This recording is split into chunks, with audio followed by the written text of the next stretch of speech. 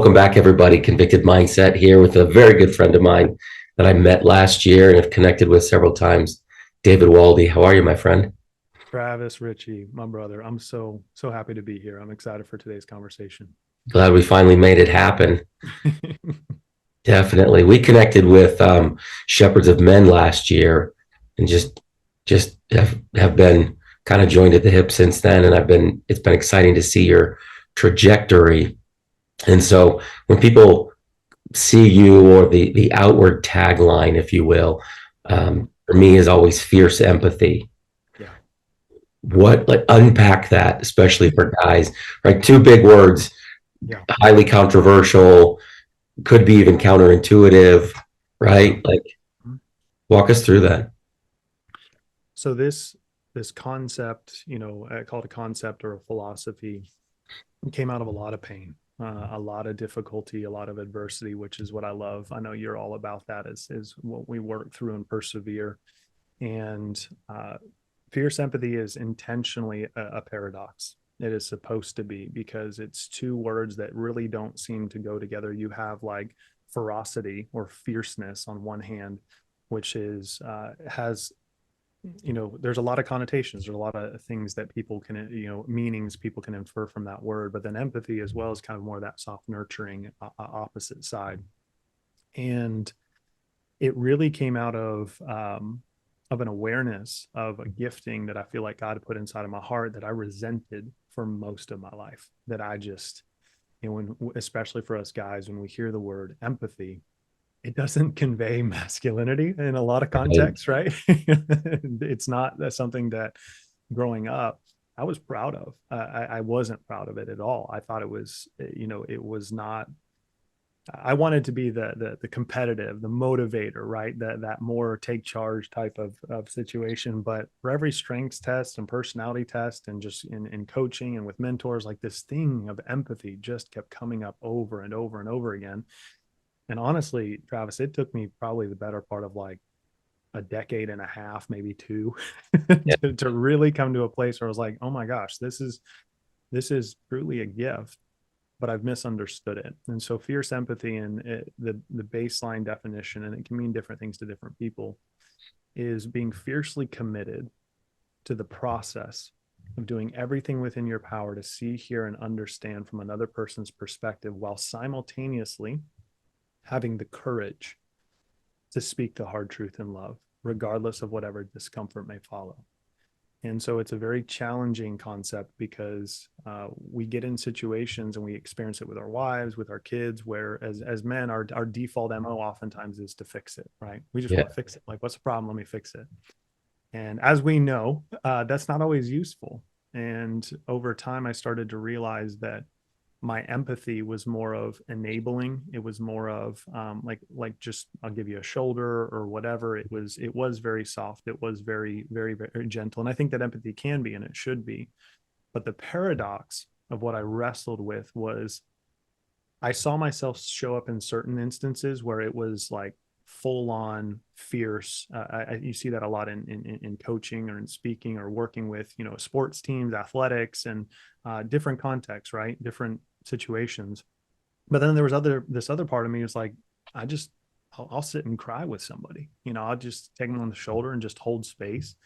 And so there was conflict for a very long time of being like, am I this guy or this guy? Like, which guy am I supposed to be? And through a lot of prayer, again, a lot of pain, some of the story I'm sure we'll get into, I started to realize that this is something that is incredibly useful, because in every situation we find ourselves in, I was talking to a friend this morning, she went through the line at Starbucks. If we imagine we're going to Starbucks, we're going to pick up some food, and there's a person in front of you, and Travis, let me know if you've ever had this. There's a person in front of you, and you know how fast the drive-through line's supposed to take, right? Right.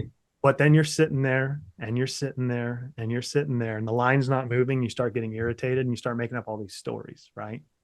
We start making up all these stories of, this person, they had to order 17 frappuccinos because they're sucking up to their boss, and they got poor help inside, or we're out to a restaurant, right? And the food is late coming, and like, where's our food? And we make up all these stories about what's going on, Yes. and life becomes about us.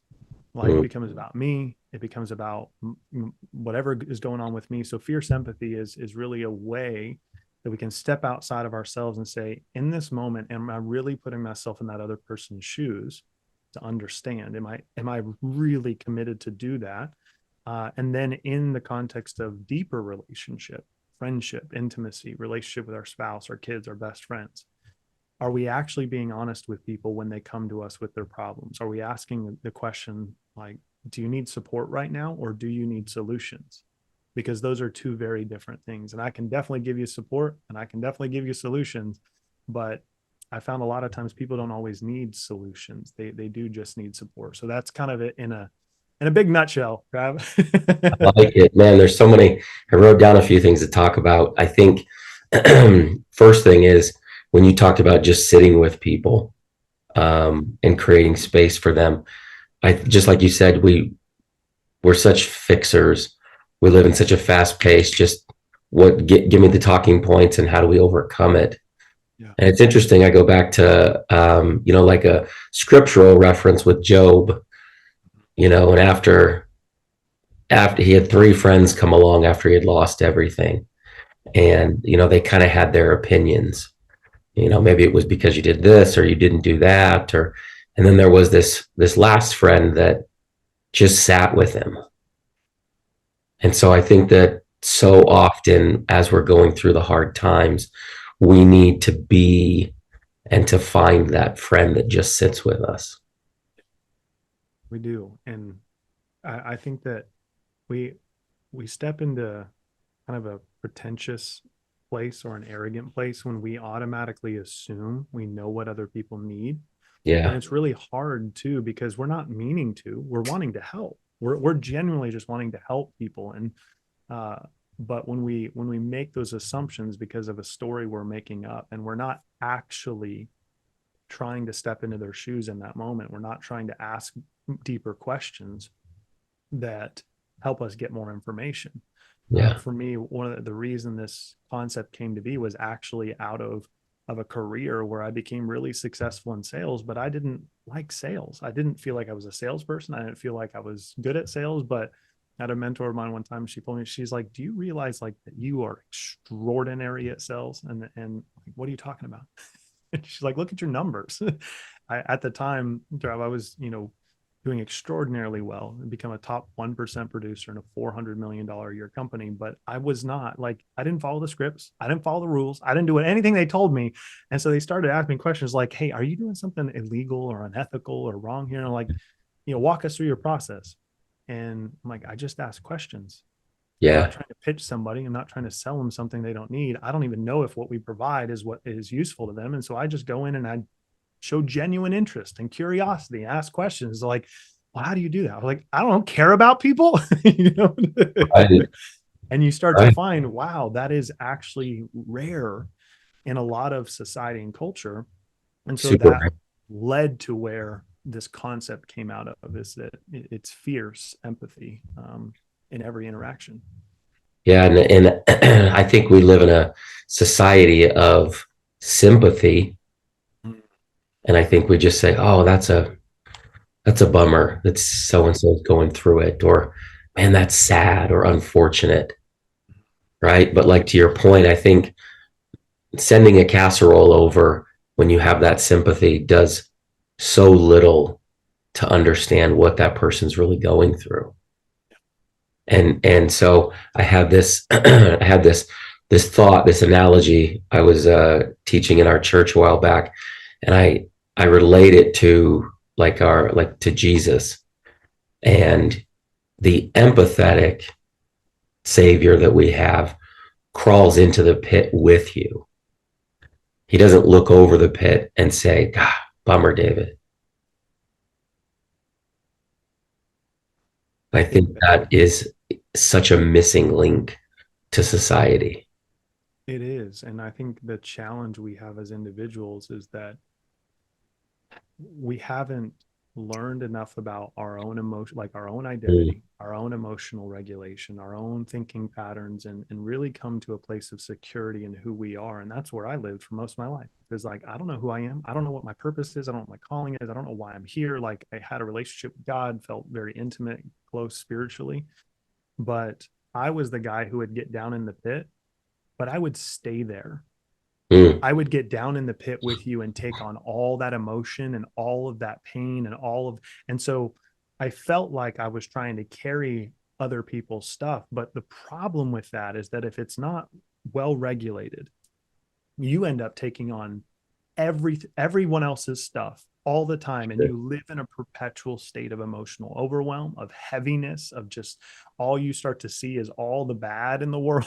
Like, because you see people in pain constantly, and then you suddenly feel like, well, it's my responsibility to help them carry that load. And Yeah. while I do agree with that to some degree, I think that it has to be regulated, meaning that what I love about Jesus is like, yeah, he'll get down in the pit and he's going to be there with you, and you're going to know he's there with you, and you can cry and you can scream and you can punch him. You can do whatever, you can like say all the cuss words in the book you need to, and Right. he's going to just hold space. But he's also at some point going to turn and be like, hey, I know the way out. You're not supposed to be here. You You're going to got it. follow me. Right. And to help people pull out rather than like you're saying, where a lot of times, and I've made this mistake, is that when you're out of the pit, you look down and be like, yo, just come be like me. Just come be like me. Come on, come on. You get out of there. You can get out of there. And I see that in so much of society today. And it hurts, because I don't think that it's the most useful. I think you have to truly deeply care about people, be willing to get into the pit, but also say, hey, let's get up there. Let's go to the next level. I'm going to carry you alongside you. I'm going to walk alongside you, and we're going to help you get there. And I think that's what is lacking in so many lives and relationships today. And I think we live in a society of mental incarceration. I think so many of my friends that I talk to daily have great jobs Yeah. and loving wives and healthy families, and they're miserable. Mm. I mean, it is, I can't tell you how many guys will text me and just go, God, I just wish I had a plan, you know, and these are guys with degrees and six-figure jobs and right. And I just, I want to say to them, and I do, and sometimes we oversimplify it, like you're saying, where you go, you've got 78 of these birthdays. Like, do we really waste 67 of them to get to Social Security, to be miserable for the last 11? I don't think that's what God had intended. I would agree with you. And I think that what's really hard, and this is kind of some of my story too, I ended up there in my mid 20s, Travis. Well, a Glass lot of the corner people that you're office. talking to right now are there, Yeah. which is why I You walk them through it and the purpose. you win based on everyone else's standard, Yeah. because you've never set your own. And so it's like, yeah, I'm meeting the standard that like everyone else has set, because this is what the American dream is. And this is what you're supposed to do to be happy. And this is like, you're supposed to go to school, get the job, get the degree, and, you know, all the stuff. Mm. And for me, as I'm sure, you know, anyone listening to this, that led me to standing in front of the mirror with a 9mm in my hand. And that is not a place I want anyone to ever, ever, ever get to, because you can have the glass corner office, you can have the company car, you can have the six-figure salary, you can have the happy marriage, you can have the kid, you can have the white picket fence, you can have all this stuff. But if you're not settled in who you are and who you're becoming, Mm. this is, I love your thoughts on this too, Travis. I've always just admired what you talk about when it comes to purpose and calling and even God's plan for our lives. I've been thinking about this lately. I'm going to ask you a couple quick questions. So, what is the purpose of taking a shower, Travis? I would say to become clean. Okay. What's the purpose of eating food? I would say for energy. Okay. What's the purpose of kissing your wife? I would say for connection. Okay. So every one of those things, right? This is what I've been wrestling with. And I feel like it's brought a lot of freedom. And I hope it'll bring some freedom to people listening to this today, is that we ask the question, like, what's my purpose? What's my calling? How can I create success and fulfillment in my life? Because that's another side note, is I think we can have success without fulfillment. Those are two very, very different things. Yeah. But when it comes to purpose, there's so many people that are asking that question. I was like, I don't have a plan. Like, I don't know what to do. I don't know what the purpose is. Like, I'm doing the stuff, Travis. I'm doing it. Like, I'm doing it, but like, there's something missing. Right. And what I realized was that in almost every other context, when we use the word purpose, it is ascribed to an action that must be taken to create a result. The purpose of you taking the shower, the purpose of you eating, the purpose of kissing your wife is because you want a specific outcome. You want to be clean. You want to be filled. You want to have connection. And so what I started to realize is that I think a lot of people, and this has changed for me, honestly, like even in the last year, my life has become so much more filled with purpose and meaning and just overwhelming fulfillment and joy, and what I like, feelings of success as well. Even though there's areas where I'm like, yeah, no, we gotta improve that. We gotta change that, because I'm now aligned with a result that I have taken the time to define that I want. By saying, this is the man that I want to become. This is the father that I want to be. This is the husband I want to be. This is the leader I want to be. This is the speaker and author that I want to be. This is the man after God's heart that I want to be. And what's beautiful in that process is when you can align with that result, like, I want to be clean, then that means I probably should take a bath, should probably take a shower. And everyone's going around asking the question, what do I need to do? What do I need to do, Trav? What do I need to do to fix my marriage? What do I need to do to fix my health? What do I need to do to fix my finances? And I think it's an okay question. I just don't think it's the best first question. The best first question is, who do you need to become? And when you define that, what you need to do gets crystal clear, because every single day it's just a question of alignment. Is this choice? Is this decision? Is this business opportunity? Is this friendship? Is this relationship? Are these things aligned with who I said that I would be, or are they not? And if it is, it's a yes. If it's not, it's a no. Goodness. So maybe we're asking the wrong questions. I ask stupid questions all the time. It's like, to your point, man, I've written so much of this down. What is, I love your thoughts, Travis, too, real quick, if I can interrupt, is like, yeah, you talk about purpose, and you talk about your story. And I've listened to some of the podcasts and just things that you've been through. Is that I'd even just love your insight on this, around this concept of purpose that people are lacking. Do you think, am I missing something, or have you seen something? Because you have so much wisdom around this thing. And when I look at your life, I look at what I see a man of peace. yeah. I also see the warrior who can be in the garden, right? I see an individual that has joy and contentment. Now, do I think you've got it all figured out? No, I don't think any of us do. But when you look at your kids, when you look at your wife, when you look at your business, when you look at who you are, when you look at what you do, you are a man who is worth following. And you seem to be a man of conviction, of purpose, of intentionality. And so layer on some of your wisdom for us, brother. I love it.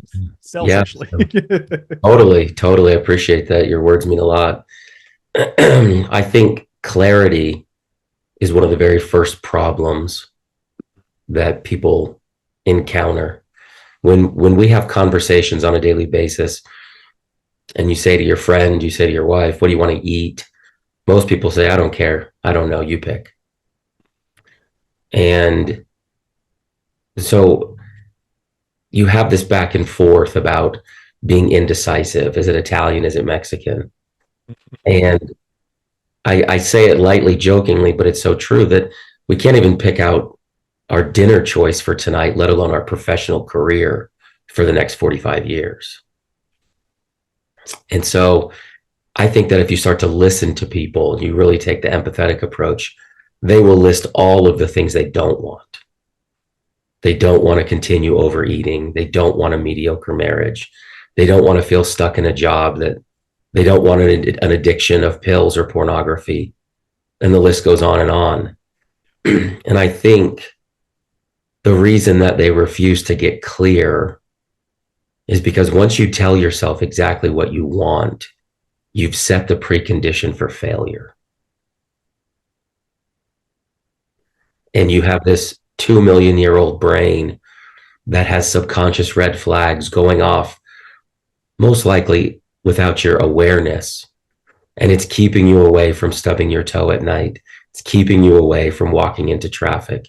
It's keeping you away from failing, because there's one thing that we never, ever move toward, and that's hurt.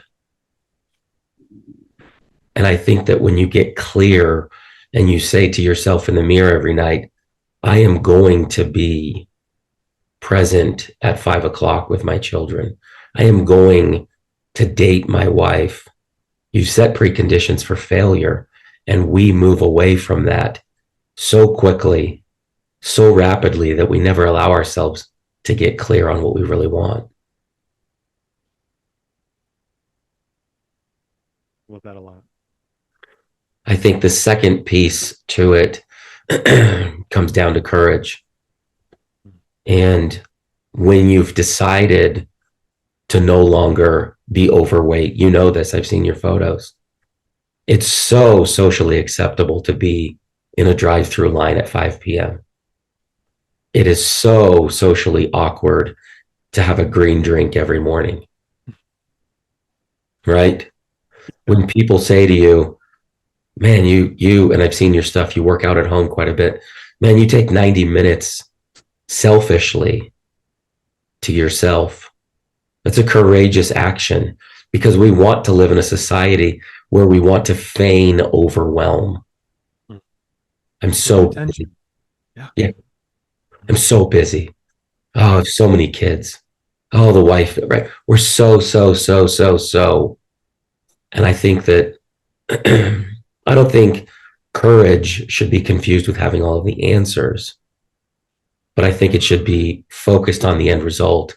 And when you put courage out there to say, I'm eliminating X from my diet, I'm eliminating Y from my text message Rolodex because he or she is whatever. I'm eliminating social media because people start to look at you goofily. And it takes courage to follow through with those actions. It does. I love what Brene Brown talks about courage a lot. And she uses an example that I think is really powerful. Is that if you take like the old fashioned, military charge where it was the general was the leader, right? I think of like Braveheart, for example, right? Where you've got William Wallace, he's going first, right? Yeah. What's interesting is that that's exactly what vulnerability requires, is that Yes. he's literally choosing to become the most vulnerable, meaning he is the most open to attack out of everyone else. Right. And that simultaneously is what we call courage. And Yeah. it's saying, I'm willing to be vulnerable by stepping out and saying, yeah, there's fear. Yeah, there's concern. Yeah, there's worry or doubt. But at the same time, we've all heard the quote, like, if nothing changes, nothing changes, right? And I love what you said about eliminating these things, is that when we're living for the approval of others and we're living in this society that wants to fit in, like everyone wants to fit in. We want to feel seen. We want to feel heard. We want to feel understood. But the question that always comes up for me is when you look at the people's lives, the ones you want approval from, do you want your life to look more like theirs?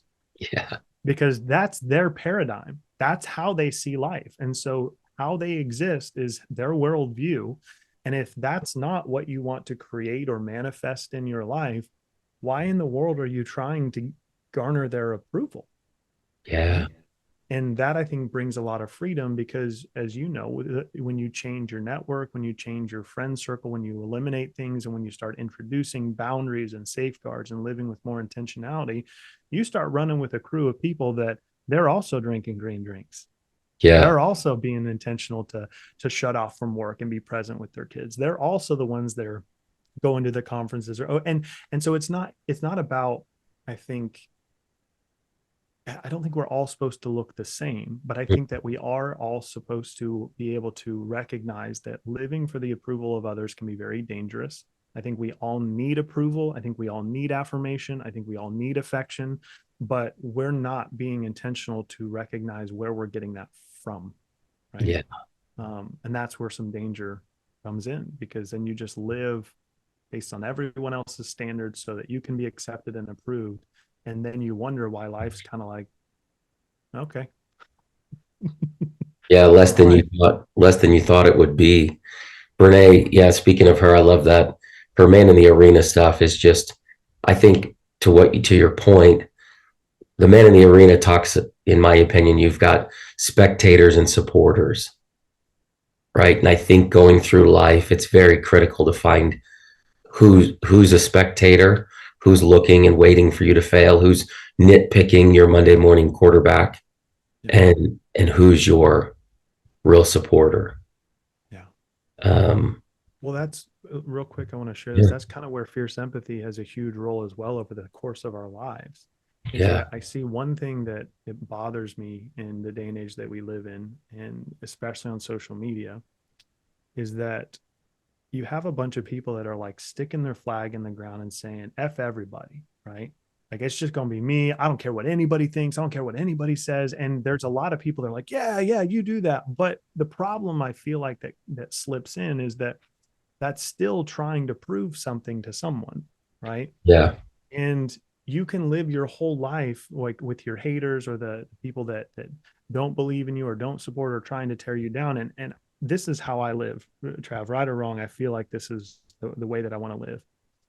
I want to live in such a way that even those people that are against me, call them enemies or whatever, that my life and how I choose to live, that if I do that for long enough, I'm praying and believing that the seeds of compassion, of love, of understanding, of allowing them to have an opposing opinion, allowing them to think their thoughts and to be who they want to be, and not expecting them to change, but being able to carry that over the course of my life, I don't want to end up like what I see so many people will end up as and be like, see, I told you so. I proved it to you. I made it. Screw you. Whatever. Like that you look down on people when you've arrived wherever it is you're trying to arrive. And you like you're sticking it to your old man or to that person who never believed in you or that person who said those hurtful words. Is like, see, I proved it. I don't want to be that way. I want to be able to live my life in such a way that when I am at that point, if Lord willing, they come to me like, hey, David, I was wrong. I was wrong and I'm sorry. And I see it now. I can see it as evidenced by your life, the man that you are. I want to be the man who can look at them. I don't want to get an emotional trap. I want to be the man that I can look at them and there's nothing but love. And it's like, it's okay. You yeah, misunderstood. We all misunderstand. But totally. now we're here. So let's move forward together. I don't want to be the guy that is trying to prove it to anybody. I want to be the guy who's like, I'm just, this is who I am. This is what I want to be. This is who I want to become. And I know a lot of people disagree with that, but I feel like that is a beautiful part of what fierce empathy can be, is that you're so fiercely committed to understanding that you know that them misunderstanding is okay. That Mm, you don't have to convince them. Their opinions are their opinions, and that's okay. And if we really want to live without expectation, we have to be willing to take that negative energy and just let it bounce off and be like, hey, that's okay. I still love you. It's like it's not meeting the negative for the negative, so that eventually, with the story of our lives, we can maybe have planted some seeds that in time will start to grow in their life. so good. So good. You make a comment, you say differences are not deficits. And I think in the world that we live in right now, and especially the audience that you're talking to, right? There's so many glaring differences or hurdles or problems or like, pick a word that's negative. Mm-hmm. Um, and I've used it for a long time. You know, I get to go back and talk inside prison, and people go, "Can you do this? Can you do that?" And you know, and I always go, "Yeah, you can actually even be featured in Forbes." Shockingly enough, and it blows their mind. And so for you, the deficits that people are experiencing right now, Yeah. mental, physical, emotional, spiritual, financial, walk people through that. How do you cope with that daily? So I think that the first part um, of any process of just personal growth, personal transformation is that you have to be kind to yourself. Like you have to have grace, you have to have self-empathy. And let's take confidence for example, right? If I'm having, if you and I are in a relationship and I'm constantly breaking trust, breaking my word to you, you're not going to have a lot of confidence in that relationship. There's not going to be a lot of trust and there's not going to be a lot of respect. And so the first thing that we have to recognize is that these deficiencies or deficits or these areas, these things inside of our life is it's typically tied to our relationship with ourselves. Mm, But when I say that, it gets confusing. You're like, what do you mean my relationship with myself? And the easiest way I've come up to or been able to discover, there's a great book called The Alter Ego Effect by Todd Herman that's very useful. But we're able to observe ourselves, right? We can observe our thoughts, we can look at ourselves, right? We can there's two parts to us seemingly. Sometimes people could argue that there's three, right? But there's really two parts. And how I've done this is I've said, this is the man that I am today. But there's also a part of me that is actually the man that God created that doesn't have any baggage. He doesn't have any insecurity. He doesn't have anything but abundant belief. He is exactly perfectly created, formed, and fashioned from the foundations of this planet. That is who God created me to be. And so this version that's here right now is different than that one, right? And so if every single day, the reason I mentioned the trust factor and confidence is that if I'm making an agreement to myself saying, I'm going to wake up at 5 a.m. and go to the gym, you just made an agreement. Just like if I said, Travis, I'll meet you at the gym at 5:30 a.m. Right? It's really interesting to me that when we do it with other people, chances are significantly higher that we're going to show up. Because why? There's another person involved and we don't want to let them down. We don't want our integrity to be like, we want to keep our word. But when it comes to this relationship that we have with ourselves, I've separated the two and said, okay, this is the man that I was created to be, and this is the man that I am. What's out of alignment, right? Where are the deficiencies? Where are the deficits? And the mistake that people make, Travis, is that they're not comparing, and I did this for, years. They're not comparing to this version of them that they want to be, who they said that they would be, who they mm, want to become. They're comparing to everyone else. And so they're saying, yeah, I'm deficient. Look at Trav. Look at his health. Look at his wealth. Look at his family. Like I suck because he's awesome. Right. That's where we have an imbalance and it's really negative. Whereas if we look at ourselves and that version of ourselves that we want to become, and you start seeing it as a contract, you say, I'm going to give my word to myself, to that future me, the man that I'm becoming. And yeah, I'm going to get up at 5 a.m. and I'm going to do this and I'm going to do this, I'm going to do this. And you agree with yourself. And what happens over time is that if you fractured trust, if I fractured trust with you, Travis, it's going to take time, mm. consistency, and keeping my word over and over and over and over and over again for us to restore trust. Most people I feel like that are struggling with a lot of what we're talking about is because they don't have any trust for themselves, because they've broken their word over and over and over and over and over again. And so the only way to really lean into this and to have that grace and kindness and compassion for yourself and really transform your life is you have to start keeping your word to yourself. And you start with one thing, one simple thing. You consistently do that every single day. What's going to happen? You'll be like, hey, I feel like I got a little more self-respect. I Mm. feel like I got a little more self-trust. And then you do that in more areas and more areas. And all of a sudden you're like walking in this crazy confidence. Like, why are you so confident? Well, I keep my word to myself. Right? And it all comes down to integrity. It's a very simple question. And that's tough is, are we the men that we said that we would be or not? Yes or no? And if not, the danger here, Travis, is this is if we say no, I'm not, I'm failing in this area, I'm not showing up in this area, I am doing X, Y, and Z. the biggest mistake that I see people make is that they slip into guilt, they slip into shame, they slip into self-condemnation, beating themselves up and see like, this is just proof you're worthless, you're a piece of trash, all this other stuff, instead of being able to emotionally detach healthily from that and saying, you know what, I'm not going to live in the past, I'm not going to beat myself up, the past is the past. Who am I going to be today?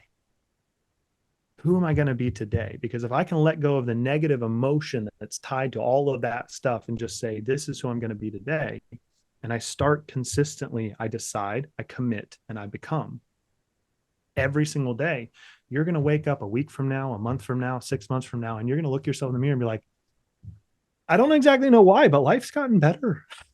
Yeah, you know? man, that is so true. So true. I love it. And I think, lastly, I'd love to end with stories. Yeah. Um, I think we have these running negative narratives in our head, like you said, from someone else's chapter 11 to my chapter 1, or their white picket fence to my no fence. I think that so many of these stories are where the limiting beliefs come from. You know, the I can't be good enough, I because of A, B, or C. And and I think one thing that's interesting, we'll take a little bit of a twist here, because I don't think they get enough discussion or dialogue, is women. I think women are often fearful of being deficient, not being a good enough mom, not being a good enough wife, not being a good looking enough wife, not having enough money. Like, I think that there's so many of those fears wrapped around womanhood that society has forced. It's no longer you. I don't want to say never, because that's a lie. Rarely do you hear the exuberant reaction of I'm a stay-at-home mom. And so, talk lastly to these gals that are listening, the stories that they're telling themselves. How's that hurtful? How's that helpful? And what do they do to rewire that? So when it comes to these, I mean, you hit it on the head, and there's a great example that I would encourage anyone to use. If you were to take the brain and the mindset, like all of it, conscious and subconscious, all the thoughts, all the beliefs, everything of a non-smoker, Mhm. and you were to pop it into the head of a smoker, Okay. there's no history of smoking. There's no history of that addiction. There's no history of any of the stuff that like is tied to that. There's no like, it's just, you have physiological responses, you've got neurochemical stuff, you got all the things of the body. And so you put this mind or this brain of a non-smoker into the body of a smoker, and you think about what would happen, right? There's no past for this person anymore around smoking. So they're going to have these weird sensation, like they don't even call it a craving, but they feel weird, and they're like doing weird things with their hands and their fingers, and for about a week they feel kind of sick, and maybe they have a couple days where they're like, they don't know what's going on, they think they might have had the flu, but really what they're doing, the body's going through withdrawal, right? Is going through the nicotine withdrawal. Now this person is not even aware of what's going on, they just are like, yeah, things are kind of tough or weird, but never again would that person ever touch a cigarette, simply because of the and this is one of my favorite verses in the Bible, being renewed by the transformation of the mind. Mm. Is that everything starts in the mind, and the stories that we make up, and ladies, this one especially for you, we live in this culture and society of we're always comparing, we're looking at, you know, whether it's influencers or whoever's on TV, or we're reading the periodicals, or you know, who says periodicals? I like It's like a good word. Great vernacular. we we all, you know, men and women alike, is the only reason that we're thinking so much of what we're thinking is because of something that doesn't actually exist anymore except for in our mind. It's all in the past. It's not reality. It's just this made up story that we have that we carry with us. And it all comes down to identity, right? I think that the identity component is that if you're not taking the time to really get settled into who you are, you're going to look to all the outside sources to confirm what you think is true, the good and the bad, right? You're like, oh, they approved of me. They said I'm a good mom. I must be a good mom, right? Or they approved of me as a man, like I must be, good whatever, right? But then what happens is if the opposite is true, then suddenly our belief shifts because like, well, if they don't think I'm a good mom, maybe I'm not a good mom, right? And this, where I'm going with this is there's a difference between acceptance and belief. I can look at you, Trav, and I can say, Travis, you are an incredible father. You're just an extraordinary father. And you can accept that and be like, thank you, man. I really appreciate that. It's really kind. But that is very different than you being able to look yourself in the mirror in your eyeballs and say, I am a good father. And you believe it and own it and know it at your core.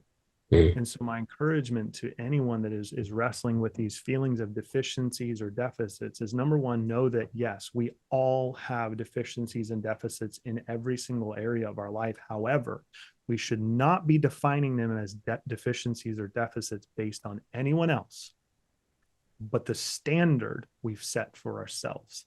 Yeah. In any way, shape, or form. Because when we do that, and when I say standard, it's saying this is the standard for me. I don't care about, this is my business. That's their business, and everything else is God's business. This is my business, my life, and how I'm going to operate. And if you start to identify deficiencies or deficits that aren't measuring up to the standard you've set, then you have to work on those with intentionality. No one can do that work for you. But I think where people get into trouble again is they're looking around and they're saying, oh, I'm not as good a mom as so-and-so. Yeah. I'm not as good of a, as a leader or a speaker or a content creator or a whatever, we all do that. And that comparison, we've all heard it 1,000 times, is really, really toxic and unhealthy. And it just confirms the negative view we have of ourselves. See, this is just proof I'm not worthy. It's just proof I'm not good enough. Just proof. And it's all a story. And so the last thing I'll say on this with deficiencies and deficits too, though, is recognizing that we have heroes, right? We have people we admire, people we look up to. The danger in that is when you look at something like, man, I love using you as an example while we're here, Travis. Like, I want to be like Trav when I grow up, right? That's cool. That's fine. However, big caveat to this. If Travis's life, right, is anything other than inspiring, encouraging, and empowering to you, meaning that if Travis's life makes you feel bad about yourself, if Travis's life makes you feel angry or resentful or frustrated, or you look at Travis and say, well, he's so much better than I am, it creates what we call a superiority gap. You start to see people as superior, intrinsically superior to you, and you see yourself as intrinsically inferior. Rather than saying, you know what, I love that about them. I want to grab that part. That's inspiring. That's beautiful. That's building me up. That's making me want to look at my standards and say, do I want to have the same standard as Trav? Not Trav's standard. Do I want to have the same one for myself as what he has? Yes. Because a lot of times there are things too that we think are deficiencies, that we think are deficits, which are actually gifts in disguise. They're some of our deepest strengths. They're some of the greatest gifts. And empathy was one of those things for me, is that I resented this thing. And I was like, look at all these awesome male leaders out here. And they're all black and they're, and but they're very, the strong alpha, that whole thing. And I'm like, but I'm not like that. What's wrong with me? So I must have deficiencies. I must need to be more of like this hard line. And I'm just like, all raw masculine, whatever. Like I can't be soft. I can't be gentle. I can't be kind. I can't be any of these things because look, they're winning. They're doing it and they're winning. So there's something wrong with me. And so that process taught me there are a lot of differences and things that we have that we might think are deficits or deficiencies. And many times they're not. Yeah. But we can't answer that question unless we start to set our own standards by defining who we want to be and who we want to become. That's the only way we can actually get to the truth of it. Otherwise, again, we're trying to extract truth from everywhere else other than inside of our heart based on our creator and what he's spoken over us. Man, nailed it. We're going to put a pin in it there. Tell everybody where to find you if they'd like to reach out and work with you. Yeah, absolutely. You can find me anywhere on social media at David Waldy. you can't find me on Forbes yet, but you can Google me. Good. Good, man. I love it. Enjoy the fam the rest of the day.